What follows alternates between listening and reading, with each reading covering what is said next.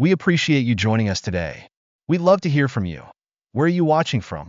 Whether it's morning or night in your part of the world, let us know below. Now, let's dive into today's story. The late autumn sunlight streamed through the dusty, vintage windows, casting long shadows across the worn hardwood floors of the Hargrove family residence. Ethan Carter stood in the middle of the living room, his sharp developer's eye noting every crack, every trace of neglect in the once stunning home. At 40, he had transformed countless properties from ruins into treasures. But this house was different. It was personal. His wife, Laura Hargrove, ran her fingers along the faded wallpaper, her eyes glistening with carefully contained emotion. Remember when we had Thanksgiving here last year, Ethan? Before Dad got sick. She glanced at her phone briefly before slipping it back into her pocket. The house was full of life then. Ethan nodded, though his attention was fixed on the structural flaws he'd already cataloged. The foundation needed extensive work, and the electrical wiring was at least 3 decades outdated. He pulled out his tablet and began taking quick notes as he moved around the room. The medical bills. Laura's voice faltered. They took everything Mom and Dad saved. Dad's surgery, the complications, the hospital stay. She gestured toward the peeling paint and water-stained ceiling. James Hargrove, Laura's father, shuffled into the room, leaning heavily on his cane. At 70, he appeared much older, his recent health struggles leaving visible marks. Ethan, son, I hate to ask, but Laura thought. We'd like to help. Ethan interrupted smoothly, his calm tone reflecting the authority that had built Carter Development into one of the most reputable firms in the city. This house has too much history to let it crumble. Diane Hargrove, Laura's mother, entered with a tray of coffee cups, her hands trembling slightly. We couldn't possibly accept. Your family, Ethan replied firmly, already pulling up his contractor contacts. Besides, property values in this area are climbing. Restoring this house now is just smart business. He didn't miss the quick glance Diane exchanged with Laura or the subtle nod that followed. Within an hour, Ethan's project manager, Greg Benson, arrived. The seasoned man surveyed the house with Ethan, his expression growing more serious as they went. Boss, preliminary estimate? We're talking at least $200,000, and that's conservative. God, Ethan said, continuing to jot notes on his tablet. I want your best crew on this, Greg. Period-appropriate materials wherever possible. Full structural assessment by Wednesday. It's not just the cost, Greg added quietly. The timeline's tight. 4 to 6 months minimum. Ethan glanced out the window, watching Laura in the overgrown garden, her phone pressed to her ear. She was smiling, a rare sight these days. Whatever it takes, Greg. This has to be done right. Later that night, as Ethan reviewed the initial plans in his home office, his sister, Hannah, called. Big project or big heart, she teased. Both, Ethan replied, scrolling through material estimates. James and Diane shouldn't lose their home because of medical debt. And you know how much this place means to Laura. Speaking of Laura, Hannah said carefully, she's been spending a lot of time at the club lately. Private dining room, mostly. She's just stressed about her parents. Ethan dismissed, though he made a mental note. Listen, Hannah, I need to finish these numbers. Sunday dinner? After hanging up, Ethan stared out over the city skyline, the result of years of his hard work. He'd built his company from scratch, revitalizing properties with vision and relentless focus. This renovation would be no different. Heading to the bedroom, he found Laura asleep, her phone clutched in her hand. He gently removed it, placing it on the charger, unaware of how quickly she'd locked the screen upon his arrival. The renovation began with precision. Ethan coordinated specialized teams, each handpicked for their expertise in historical restoration. In the first month, the house was stripped to its framework, revealing hidden decay but also potential. These original floors, Ethan told James one morning, pointing at a newly uncovered section. We can restore them. The craftsmanship is exceptional. James nodded, but glanced nervously at the growing stack of invoices. Ethan, the cost isn't your concern, Ethan assured him. I'm covering this personally. Think of it as an investment in our family's future. He didn't mention the carefully structured financing or the meetings with his lawyer. Later, Greg approached him with a grim expression. Boss, the east wing's worse than we thought. Termite damage extensive. Most of the support beams need replacing. Get it done, Ethan said without hesitation. Miller still has reclaimed oak, right? That's premium material, Greg warned. We're already past $250,000. Then we go higher, Ethan replied, leaving no room for debate. This house will be perfect. Progress moved swiftly, with Ethan spending hours on site, overseeing every detail. He noticed, but didn't comment, on how Laura's visits became more frequent when he wasn't expected. One evening, returning unexpectedly, he heard voices from the garden. Laura's laugh, followed by a deep male voice he didn't recognize.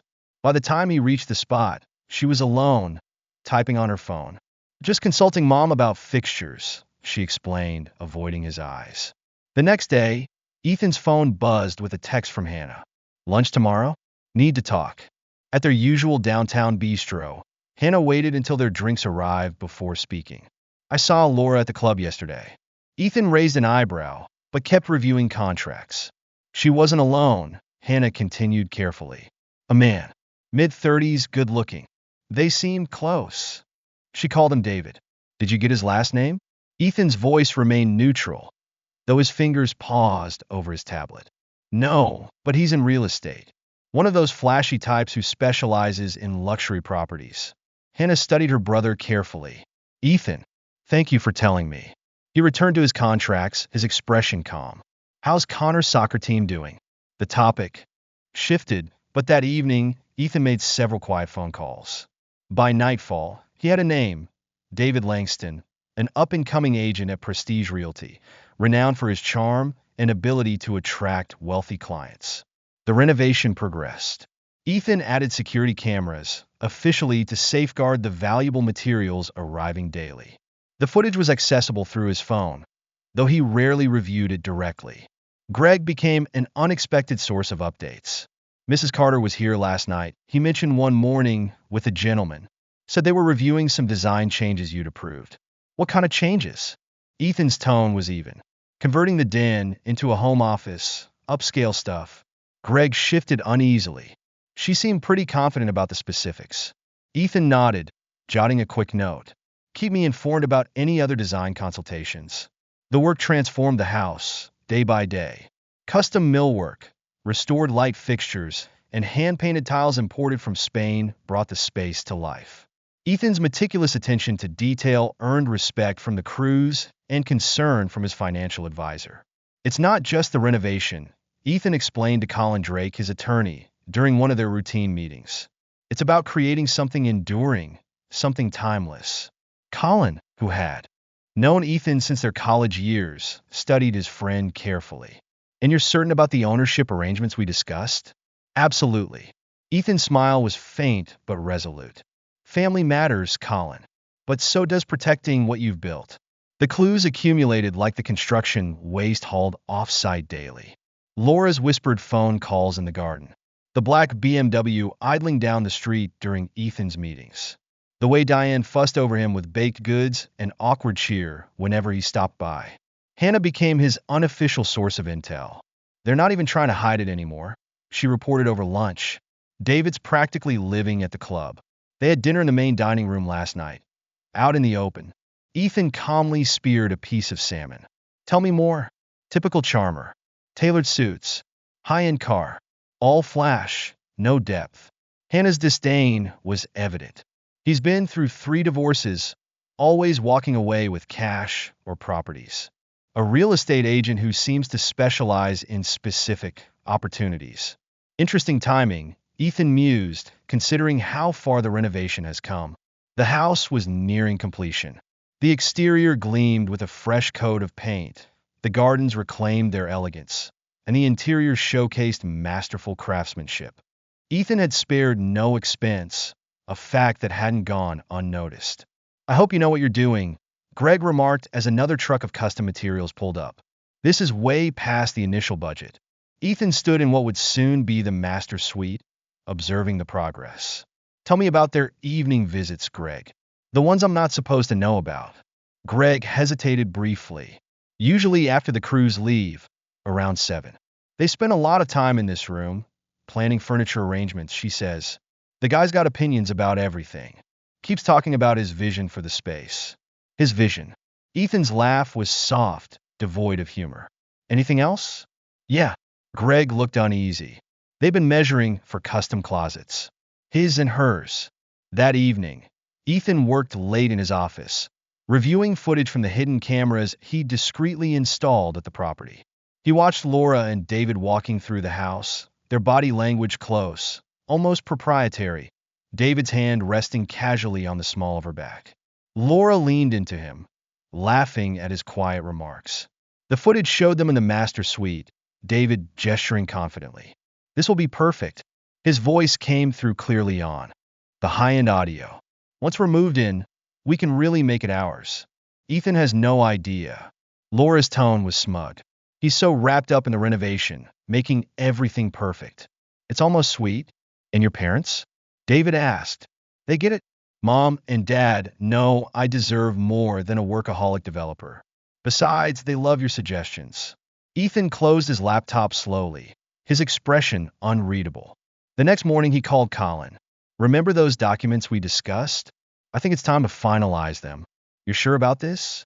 Colin's voice was cautious. Once we move forward, absolutely. Ethan watched as another truck unloaded high-end materials at the site. Family's family, but business is business. The renovation continued without interruption. Every detail meticulously supervised, every expense documented. Ethan maintained his usual routine, giving no indication that anything was wrong. He approved additional upgrades with apparent enthusiasm while quietly restructuring assets and adjusting ownership agreements. Diane brought him coffee one afternoon, her hands still trembling slightly. Ethan, we can't thank you enough for everything. You're truly part of the family. Ethan accepted the coffee with a warm smile. Family takes care of family, Diane. I just want it all to be perfect. That evening, he sat in his home office, reviewing the finalized drafts of Colin's documents. On the screen, footage showed Laura and David in the garden, discussing their plans for the house Ethan was renovating. His expression remained neutral, even pleasant, as he signed the papers ensuring their plans would never come to fruition. The first act of their story was nearly over. The house was almost fully restored, transformed beyond anyone's expectations. But beneath the polished exterior, much like the updated wiring and plumbing, another plan was coming together.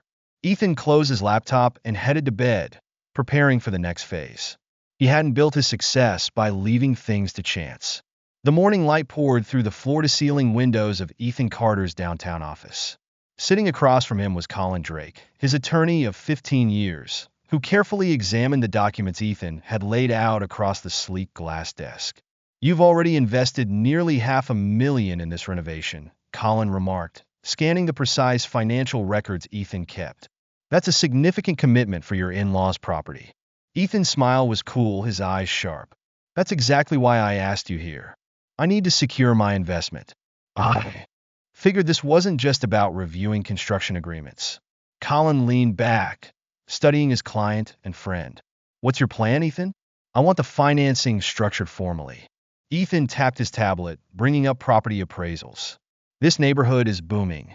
Once the renovation is complete, the house will be worth well over $1 million. I need the paperwork to reflect my stake. Colin nodded, realization dawning. You're asking for more than a lien. I want ownership.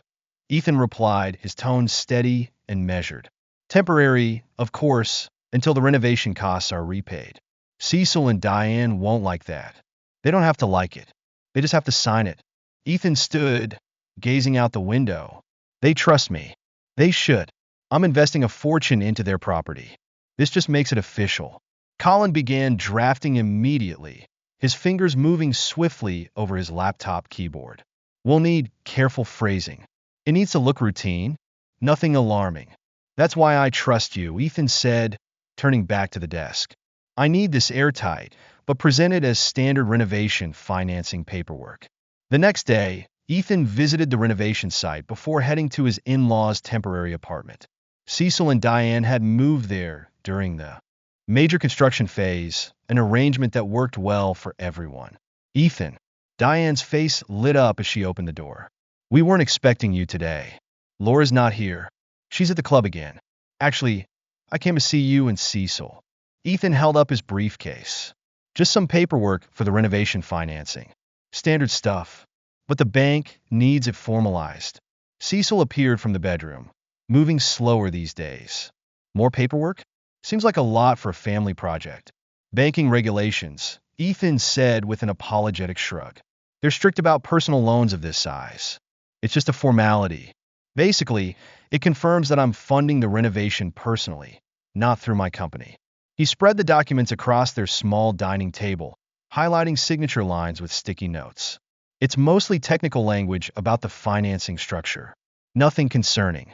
Diane squinted at the dense text. Should we have our lawyer review this? Of course, if you'd prefer, Ethan replied smoothly. Though it might delay the next phase of construction. We've got the Italian tile specialist scheduled for next week, and they're booked out months in advance. Cecil waved off Diane's hesitation. Ethan's family. If he says it's standard, it's standard. He reached for a pen. Ethan watched them sign with a practiced air of casualness, making light conversation about the progress. The original wood paneling in the study is stunning. Wait until you see how it turned out. You've done so much for us, Diane said warmly. We'll never be able to repay you.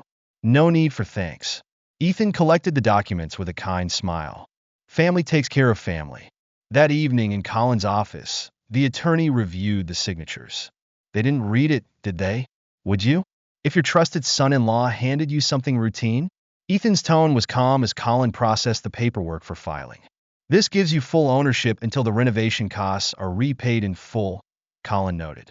With immediate repayment triggered by certain events, like a divorce. Just protecting my investment, Ethan said lightly. After all, business is business. The envelope arrived Tuesday morning, hand-delivered to Ethan's office. He waited until lunch to open it, laying the contents out neatly on his desk. The private investigator had been thorough. Dozens of photographs captured Laura's activities over the past month. Lunches at the country club, quiet dinners at out-of-the-way restaurants, long afternoons at an upscale apartment. Complex downtown. The man in the photos matched Hannah's description. Handsome in a calculated, superficial way. David Langston's real estate license photo was included, along with a detailed report. 3 prior divorces, Ethan murmured, scanning the document. Each one involving property settlements. Consistent pattern. His phone buzzed, Greg calling from the site. Boss, you want to see this? Ethan found his project manager in the soon-to-be master bedroom.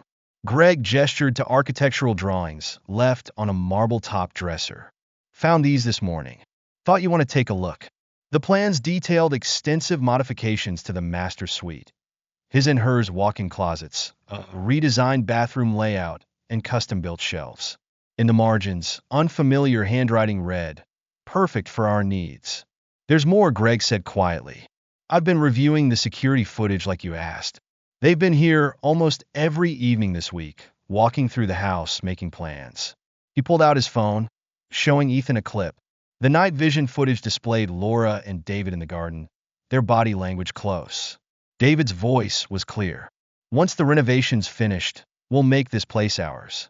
Ethan's doing all the hard work for us. Laura's laugh was sharp. He always was better with buildings than people. So obsessed with his precious renovation. He doesn't see what's right in front of him. Your parents? They love you. Mom and Dad think Ethan's too busy with work, too distant. They'll support whatever makes me happy. She leaned in closer to David. Besides, they won't complain about staying here with us after Ethan's hard work fixing up their house. Ethan watched the footage without a flicker of emotion. Anything else? Greg hesitated. She's been meeting contractors behind your back, getting quotes for changes to make after. Well, after whatever they're planning. Thank you, Greg. Keep this between us. Back in his office, Ethan made a series of calls. Within hours, he had access to Laura's financial records. The evidence was undeniable. She'd been funneling money from their joint accounts into a private one for months. His intercom buzzed. Mr. Carter? Your wife is here to see you. Send her in. Laura entered, poised and impeccably dressed. Darling, I thought we could have lunch. You've been so busy with the renovation lately. Have I? Ethan gestured toward a chair. How's the country club? Still seeing your tennis coach? I haven't played tennis in ages, she said with a nervous laugh. You know that. My mistake. Ethan's smile was calm. Must have confused it with your lunch partner. David, isn't it? The color drained from her face. I don't know what you're talking about. David Langston. Real estate agent. High-end properties and specific opportunities. Ethan's tone remained casual. 3 divorces, all involving property disputes. Impressive track record. You've been spying on me? Anger replaced her shock. Protecting my interests. Ethan opened a manila envelope. Would you like to see the photos? The bank statements? Or maybe the security footage? He laid each piece of evidence on the desk. Or should we talk about the contractors? The plans you and David have been making? Laura stood trembling, not with fear, but rage. You don't understand. David and I have plans for this house. Yes, I know. Ethan's composure only seemed to fuel her anger. Your parents support you, I hear. They think I'm too cold, too focused on work. You are. All you care about is the house, the business. Tears filled her eyes, deliberate and practiced. David understands me. He appreciates me. I'm sure he does. Ethan calmly placed the photos back in the envelope. Especially the joint account you've been draining. Very appreciative, I imagine. I want a divorce. Her voice was defiant. Perfect timing, Ethan replied mildly. Just as the renovation is nearly done. Convenient. Laura stormed out, slamming the door behind her. Ethan leaned back in his chair, reviewing one final piece of evidence. A draft email from David to his realtor network, boasting about his upcoming move into a fully renovated historic mansion. The housewarming was Ethan's idea. We should celebrate, he'd suggested, watching Laura's barely concealed satisfaction. Invite everyone. Let's make it special. The house was breathtaking.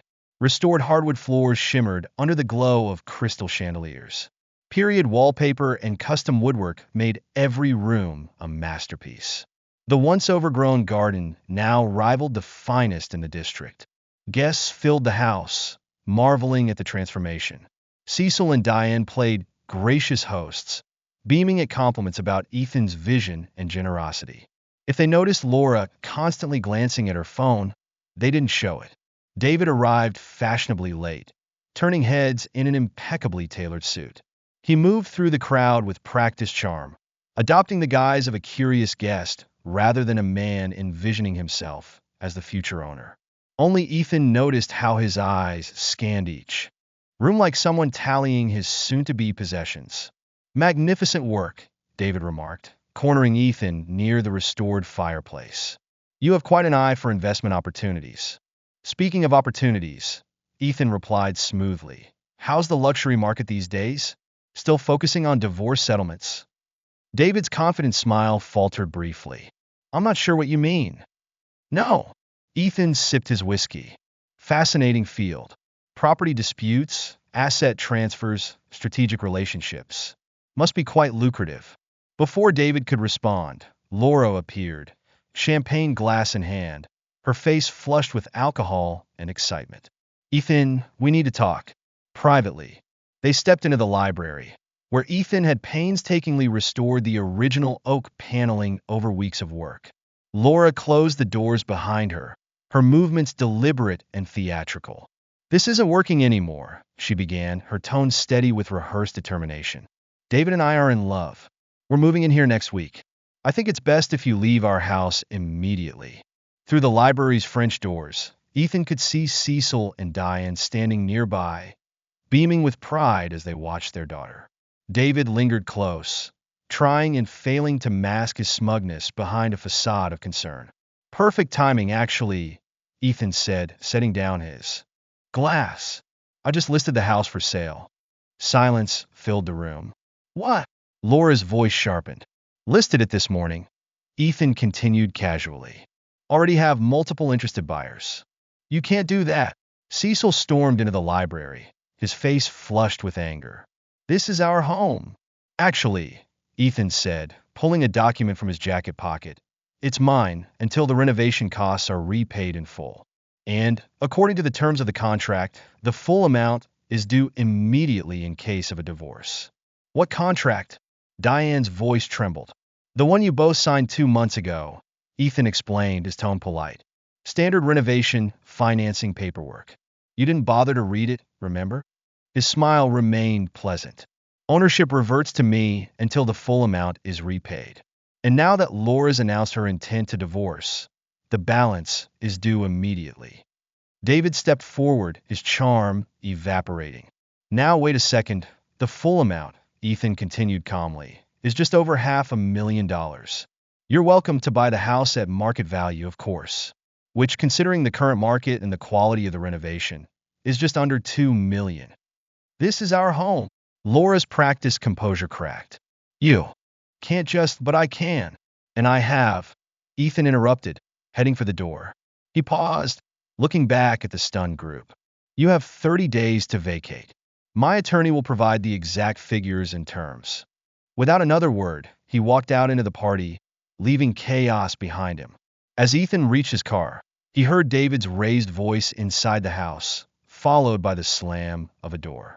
Moments later, the sound of screeching tires signaled the Mercedes speeding out of the driveway.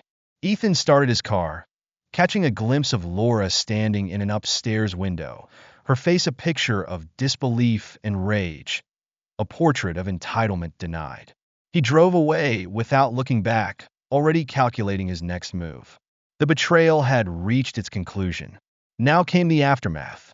The morning after the housewarming party descended into turmoil. Security footage captured Laura frantically rearranging furniture, as if staking her claim could override binding legal agreements. Cecil paced the garden, shouting into his phone at various attorneys, while Diane sat on the restored porch swing Ethan had commissioned to match vintage photos, sobbing inconsolably. Meanwhile, in his downtown office, Ethan reviewed property market reports with his usual precision. Colin entered carrying a stack of cease and desist letters and a thick folder compiled by Ethan's private investigators on David Langston's past victims. 7 women, Colin reported, laying photos across the desk. Not 3. He's been particularly active in Florida and California. Same pattern every time. Wealthy women, property disputes, and quick exits. Send copies to Laura, Ethan instructed, not bothering to look up from his reports. Let her see exactly who she chose to betray us for. The intercom buzzed. Mr. Carter? Mrs. Hargrove's attorney is on line 1. Also, Mr. Benson is here with urgent news from the property. Put the attorney through to Colin. Send Greg in. Greg entered, his expression grim. Boss, Langston showed up with a moving truck. Tried claiming some of the antiques we restored were gifts from Laura. When security stopped him, he got physical. Police are involved. Ethan's phone lit up with live security footage. David, his perfectly styled hair now disheveled, was seen shoving a guard before being forcefully restrained. His designer suit, torn during the scuffle, symbolized his unraveling facade. Press charges, Ethan instructed. Attempted theft, assault, trespassing. Document everything. Meanwhile, Colin managed the attorney's call with detached professionalism. The renovation contract is explicit. Mr. Carter holds title until the full repayment, which is now due immediately per Section 7, Paragraph 3, the Divorce Acceleration Clause. He paused, listening. No, Mrs. Hargrove's allegations of emotional manipulation don't void a contract she failed to read. Ethan turned back to Greg. Change every lock, security code, and access point. Conduct a full inventory of everything inside. Nothing leaves that property without my written authorization. Already done. Greg hesitated before handing over a leather-bound notebook. Found this in the master bedroom. Ethan opened it to find detailed plans in David's handwriting. Sketches for subdividing the property into luxury apartments. Notes about potential investors. Even a marketing plan targeting wealthy divorcees seeking fresh starts. The final pages contained a list of Ethan's business competitors, with Bernard Whitaker's name repeatedly circled.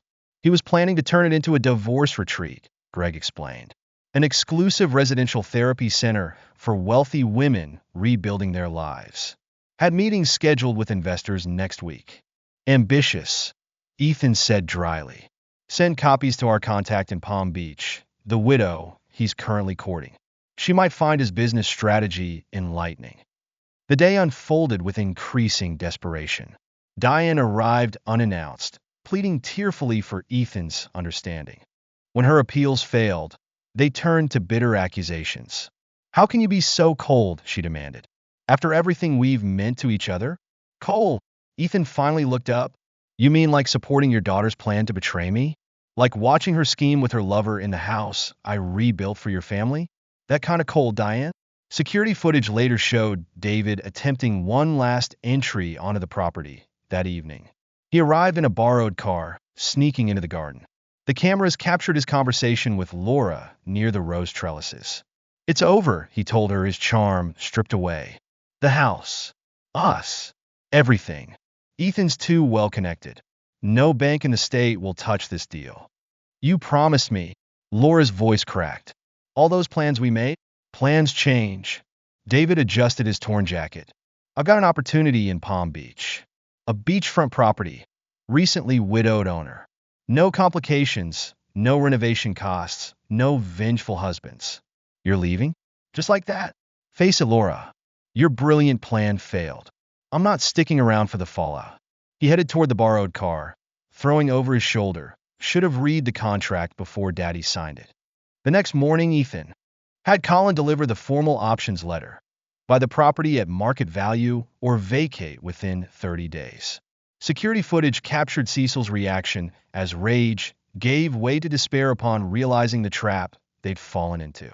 Later, Maddie called with updates from her country club sources. David's reputation is imploding. 3 women have already come forward with similar stories.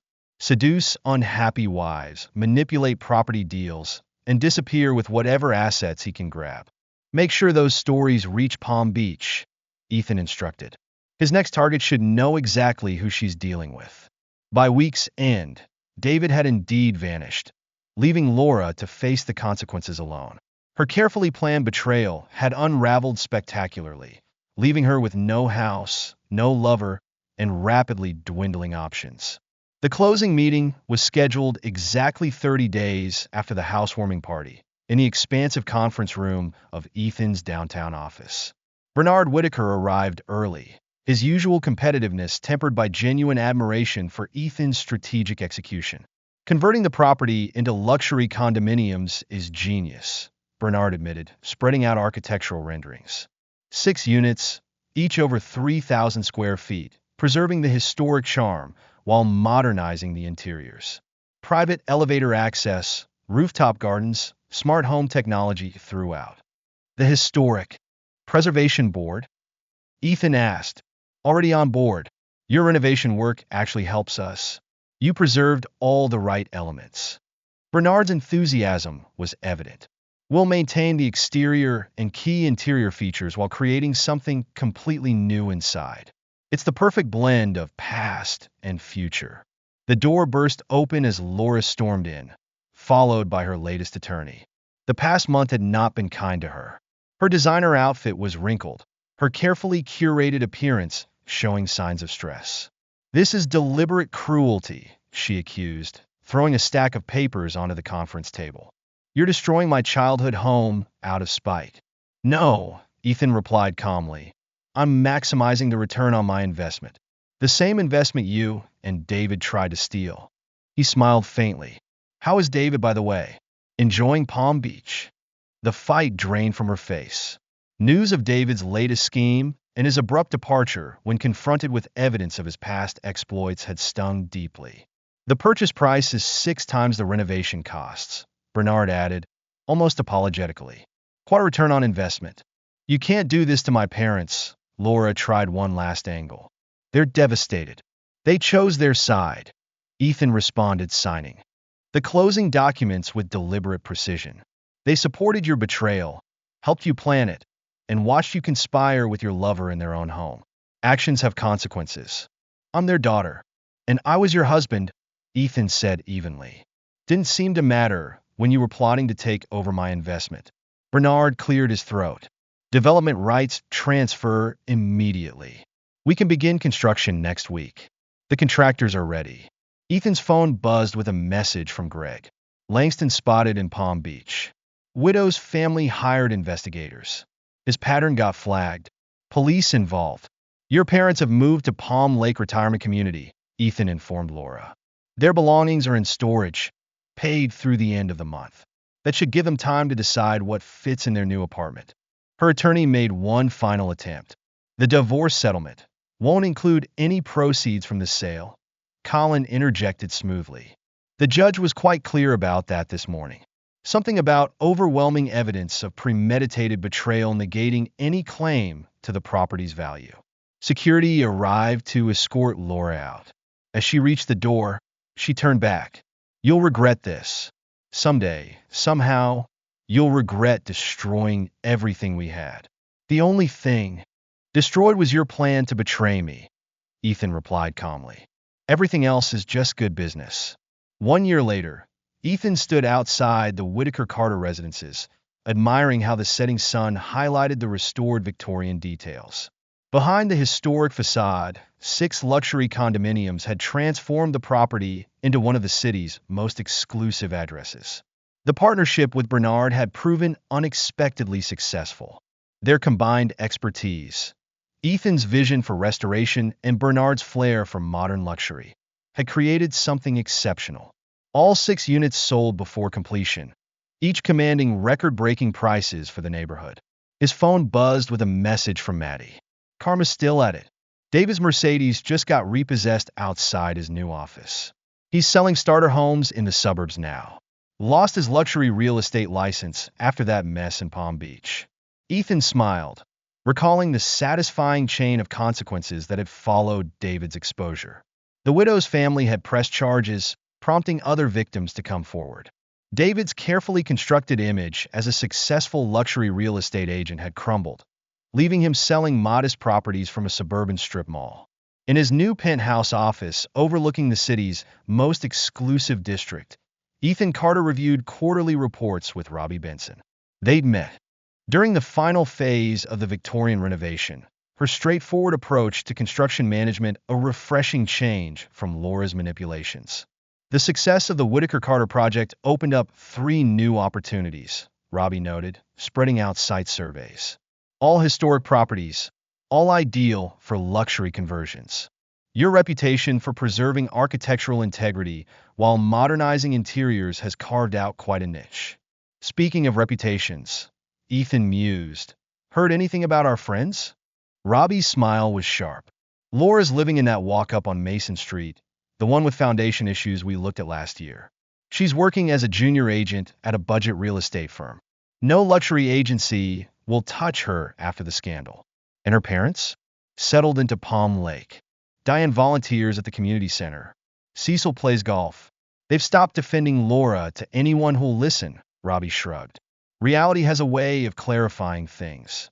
Ethan's phone buzzed with another message. Bernard, proposing their next joint venture. The market was strong, their partnership thriving, and new opportunities continued to present themselves. Ready to build something new? Robbie asked, studying the property listings. Ethan smiled, already calculating potential returns. The past year had taught him valuable lessons about trust, family, and the importance of reading contracts carefully. But the most important lesson was that success wasn't about getting even. It was about getting ahead. Their next project waited. Another historic property ready for transformation. Ethan had learned that the best revenge wasn't served cold. It was served profitable, with impeccable documentation and careful attention to detail. What was meant to be his downfall had instead launched his greatest success. As they finished reviewing the proposals, Ethan glanced out the window and caught sight of David. He was showing a modest bungalow to an elderly couple. The designer suits were gone, replaced by off-the-rack business casual. He didn't even look up as Ethan's Mercedes passed by. The betrayal had turned into triumph, not through emotional vengeance, but through strategic acumen. Ethan now held the deed to his destiny, and the future looked brighter than ever. Epilogue. 5 years later, 5 years had passed since the Whitaker Carter residences transformed the landscape of the historic district. The luxury condominium complex had become a template for similar projects across the city, sparking a wave of high-end historical conversions that reshaped entire neighborhoods. Ethan Carter stood in his expanded office suite, now occupying the entire top floor of the city's most prestigious business tower. The view included several of his successful projects, including the Victorian mansion he had turned from betrayal into triumph. The building's restored exterior still drew admiration, while the 6 luxury units within had appreciated significantly in value. Latest market report, Robbie announced, entering with a tablet. Now his wife of 2 years, her contractor's precision had proven invaluable in expanding their business empire. The Whitaker Carter model is being studied in business schools. They're calling it adaptive historical development. Ethan smiled, recalling how much had changed in 5 years. Any updates on our old friends? He asked. Robbie's amused expression answered the question. Actually, yes. Maddie sent some interesting tidbits this morning. Laura's downfall had become a cautionary tale in their circles. After failing to claim any proceeds from the property's sale in divorce court, she had tried reinventing herself as a luxury real estate agent. But her reputation followed her. At 47, she was working as a junior agent at Budget Homes and Properties, showing modest apartments to first-time buyers. Ironically, her office was in one of the strip malls Ethan's company had recently purchased for redevelopment. She tried approaching Bernard last month, Robbie added. Wanted to explain her side of the story, maybe secure a position with his firm. He shut that down fast. David Langston's fate was equally satisfying. After fleeing to Palm Beach, his history of manipulating wealthy women through property schemes caught up with him. The widow's family not only pressed charges, but also hired investigators who uncovered his entire pattern. He's selling timeshares in Nevada now, Maddie had reported. Lost his real estate licenses in 3 states. Turns out there were 12 women before Laura, not just 7. He even tried writing a book about his exploits, but no publisher would touch it. The Mercedes is long gone. He drives a used Hyundai now. Sold the designer's suits to cover legal fees. The once charming predator, who had targeted wealthy women, had become a cautionary tale in real estate circles. As for Cecil and Diane, they had adapted to their new lives. Settled in a Palm Lake retirement community, Diane busied herself with volunteering while Cecil found solace on the golf course. Life had moved on, leaving Ethan to enjoy his well-earned success. After initially defending Laura, reality had gradually worn down Cecil and Diane's denial. The modest apartment at Palm Lake retirement community was a far cry from the family compound they had once envisioned. Diane called last week, Maddie shared during their monthly lunch. First time in years, she actually apologized, said watching Laura's behavior since everything happened had opened her eyes. She asked if you might consider letting them attend your and Robbie's anniversary party next month. Ethan had thought about it briefly before declining. Some bridges are better left burned, he decided. The betrayal might have faded, but trust, once broken, wasn't easily rebuilt. The professional fallout rippled through their social circle. Several of Laura and David's enablers found their reputations tarnished as well. The country club members who had ignored their discreet lunch meetings were now quietly excluded from lucrative business opportunities. Remember Thomas from the club? Maddie asked. The one who helped David book those private dining room meetings? His investment firm lost 3 major clients when the story broke. He's managing a chain restaurant now. Meanwhile, Ethan's partnership with Bernard Whitaker had surpassed all expectations. What began with the conversion of one Victorian mansion had evolved into a series of high-profile ventures. Once competitors, their companies now collaborated on increasingly ambitious projects. Bernard's daughter is engaged to Greg's son, Robbie mentioned, scrolling through her phone during a meeting. They're talking about having the reception at the Whitaker Carter residences. Apparently, the garden restoration you insisted on makes a perfect wedding venue. Ethan's company had more than tripled in size, gaining international acclaim for its ability to blend historical preservation with luxury development. The betrayal that had once been meant to ruin him had instead launched an era of unparalleled success. Greg Benson had been promoted to Chief Operating Officer, his loyalty during the Victorian project earning him both trust and a stake in the expanded company. His meticulous approach proved invaluable as the firm tackled larger, more complex developments. Greg caught another one of David's reinvention attempts, Robbie said with a smirk. He tried applying for a position with one of our subsidiaries under a fake name. Background check flagged him instantly. The Victorian renovation had become a landmark case in legal and business circles. Colin Drake now taught a seminar on protective contract structures in personal business dealings, using Ethan's case as the cornerstone. Your revenge wasn't the legal maneuver, Colin explained to his students. It was the foresight to document everything properly. The best defense is always careful preparation. Ethan's new office featured a single reminder of the past. The original architectural plans for the Victorian renovation, framed behind glass. Not as a monument to betrayal, but as a testament to transformation. Maddie, who had expanded her role from casual social intelligence to full-fledged director of social strategy, now provided critical insights into potential partnerships and projects. You know what's funny? She said over lunch recently. Laura's apartment? It's in a building you're about to acquire. The entire block is slated for luxury conversion next year. Life had a way of coming full circle. The woman who had plotted to steal Ethan's investment would soon be displaced by another of his ventures. The story had become legendary in business circles. Not for the betrayal itself, affairs were common enough, but for the masterful way Ethan had turned personal crisis into professional triumph. There's a certain poetry to it, Bernard remarked during their last board meeting. They thought you were too consumed by the renovation, too focused on the details to notice their plan. But those same details became the foundation for something much greater. The Whitaker Carter residences stood as a testament to that transformation. Each of the 6 luxury units had a waiting list of buyers, even with prices that had doubled since the initial sale. Ethan and Robbie's penthouse overlooked both the restored Victorian and the site of their next major project, a full city block of historic buildings being redeveloped into a mixed-use luxury complex. Sometimes, Robbie mused, reviewing plans for their latest venture. People mistake patience for weakness, precision for distraction. Speaking of distractions, Ethan said, glancing at his phone, David's timeshare company just filed for bankruptcy. Looks like his past caught up with him again. Investors ran background checks. The final irony appeared in a trade magazine article titled From Renovation to Revolution: How One Developer Turned Betrayal into a billion-dollar business model.